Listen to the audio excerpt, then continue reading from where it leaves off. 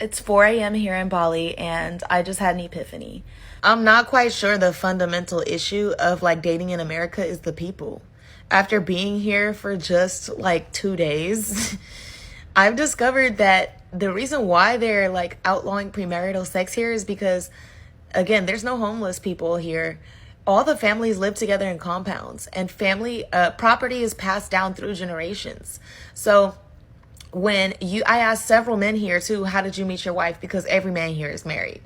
And he said, oh, I met her in high school. She was my high school sweetheart. Or I met her just in the neighborhood. Our families knew each other. It's really just that simple because they have a family dynamic that's very nuclear here. So they believe in love. They believe in marriage.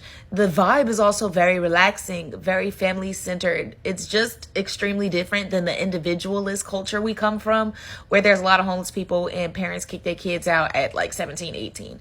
I actually am taking home just that simple concept alone, that like when I have children, even like my mom don't want to live with me, but I've actually offered her to live with me multiple times because I believe in a nuclear family unit. And in that regard, I'm super conservative, bro. Like I believe in families living together. I just do.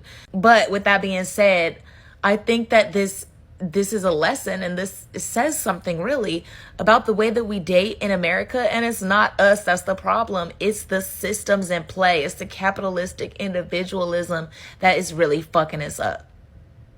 Yo, what's up guys? Back again with another video for the Passport Bros. First and foremost, please hit that like, comment, subscribe button. It helps the channel a lot and I appreciate it very dearly. Now today we have this video of this woman speaking on her experience of traveling to Bali. I guess she's one of the quote-unquote passport sisters, and she was basically speaking on the type of relationships and the type of family dynamics that she was seeing in Bali, where there's a nuclear family and they pretty much stay in touch and stay connected to each other throughout their whole lives. They basically live with each other their whole life. There's not really a time when like the kids really move out, or if they do move out, it's more so their choice. And then after some time, they always do come back to live with their parents later on in life. And the men who are married, they found their wife when they're in high school, when they were rather young. And there's an overall just a more emphasis towards family and a nuclear family and nuclear relationship everywhere in that environment. Quick break, guys. And she was just basically just emphasizing the difference between to become a passport what she bro saw and over sustain there your in lifestyle Bali overseas, and how what to she make has money as a experienced over passport bro here in working the States, remotely. in the West. Get your guide now. And Join there's the a community. The link is drastic in the description below and in the comment section as well. Let's get this money, guys. Contrast between the relationships and the family dynamic. Over here in the West, in the States, we have a very individualistic mindset. The perspective on which we see ourselves is that of an individual that needs to get themselves up the ranks by themselves. It's kind of, to a certain degree, looked down upon for you to be in a group or be associated with other people to rely on them for help and assistance. There's that whole mentality of, oh, get it yourself, pull yourself up by your bootstraps. You know, it's expected for you to be independent, be successful independently. That it's kind of looked down upon for you to even rely on others in order to garner some type of success. And this is very true. We have all experienced this from the culture, the media, the social media, and this is reflected in every area within our society here in the West.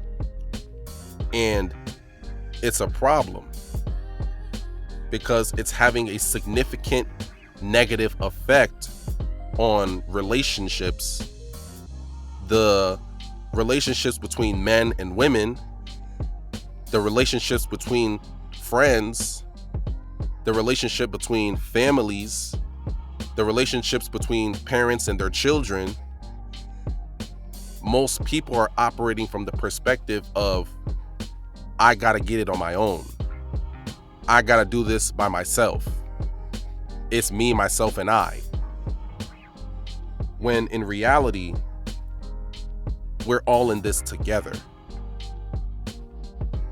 You will have a more easier path and more success operating as a community instead of just an individual. And this is something that we've all been conditioned to think, behave, and see things and see ourselves.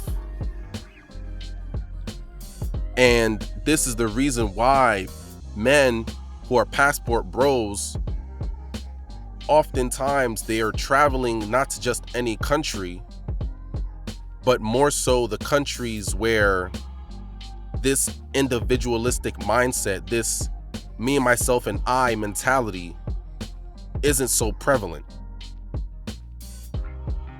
They usually go to areas where there's a more deeper or more heavy reliance on family and family dynamic, where there's couples that have been together for 20 years, 30 years, 40 years, and they're still going. Because that's what men want. Men believe in family. Men believe in tradition and the traditional relationship of a man being with a woman, having a family together, the woman supporting her man, the man supporting his wife and his kids, and them living a harmonious life together in a happy, healthy relationship of love. That's what men want. Despite the conditioning that we're receiving from the media, the TV shows, the music, the movies that try to direct us towards the path of being by ourselves and operating in solitude, we deny that mentality and we reject that type of mindset. But where the problem lies is it's harder for women to do the same, because women, it's harder for them to think logically about certain things in certain ways, like how a man can. So with that being said, they're a lot more easily influenced by the messaging that's being distributed to us and disseminated to us as a society from these media platforms. That's why a lot of these women today are saying, oh, I'm strong and independent, I don't need no man. And that's something that's rather new. That's a new age type of thinking that for so long, women have never thought like that, acted like that, or seen things like that.